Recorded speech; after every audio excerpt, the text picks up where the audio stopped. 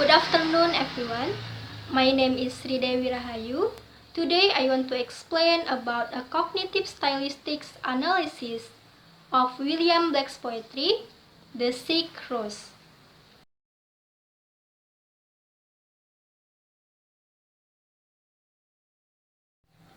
In this part, I will discuss about definition of cognitive stylistics. According to Stockwell 2002, cognitive stylistics is provide a new way of thinking about literature involving the application of cognitive linguistics and psychology to the literary text. Cognitive stylistics has many theories, but in discussion I just discuss about schema theory and conceptual metaphor theory.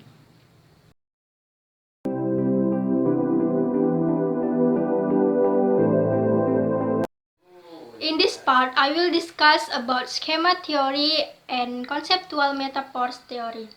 According to Anderson, 1984, schema as an individual's collection of background knowledge and experiences that provide a meaningful interpretation of new information. Schema theory is all experiences are stored in the memory and human mind activate and draws upon this memory in the process of understanding or grappling with new experiences or data. And then the conceptual metaphors theory is a unidirectional mapping across cognitive domains. The mappings are tightly structured and structure from a source domain is partially mapped onto a target domain. In this poetry of The Sick Rose by William Blake, it has many varieties figure of speech. They are personification, apostrophe, and metaphors.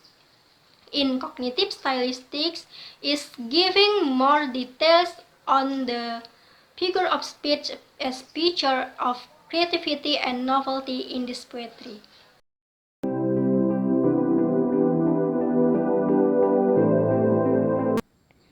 This is part of discussion. First is apostrophe. Apostrophe as figure of speech is associated with personification. In the first line, O Rose, William Blake used apostrophe as figure of speech. By using O, which is a greeting word that can be used to greet a person, the metaphorical formula that can be captured here from the linguistic construction O Rose is that Rose is human being as woman. The second is personification.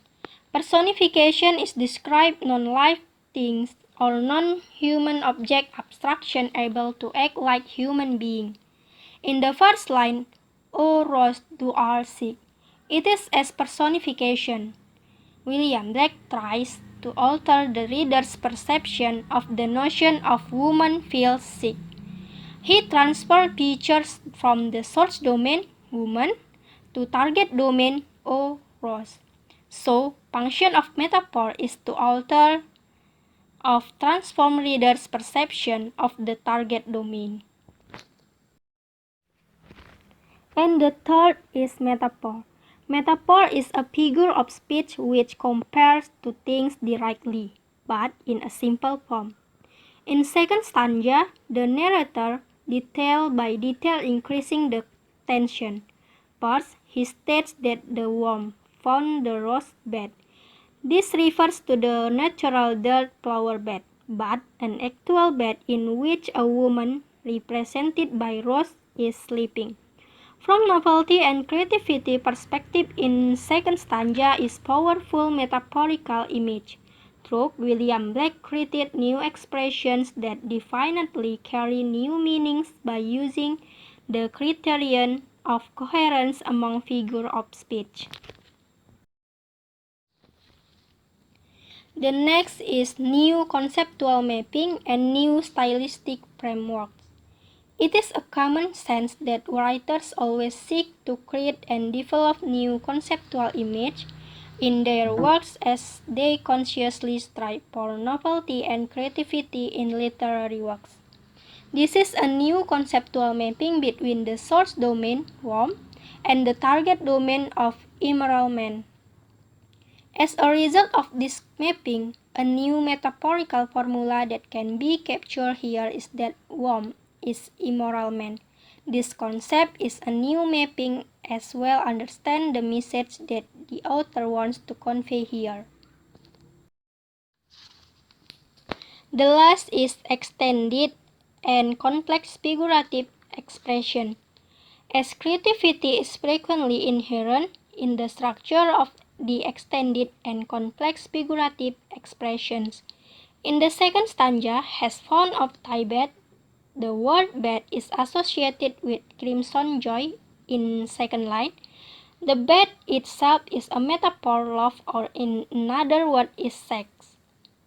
It is a new metaphorical framework created throughout a sequence of actions by evoking the source domain to the target domain.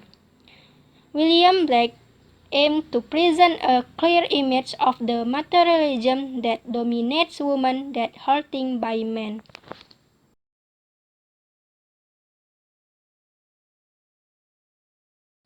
The conclusion of analysis the Sick Rose poetry by William Blake is offers lots of new image schema, new conceptual metaphors, and new styles of mapping between source and target domain.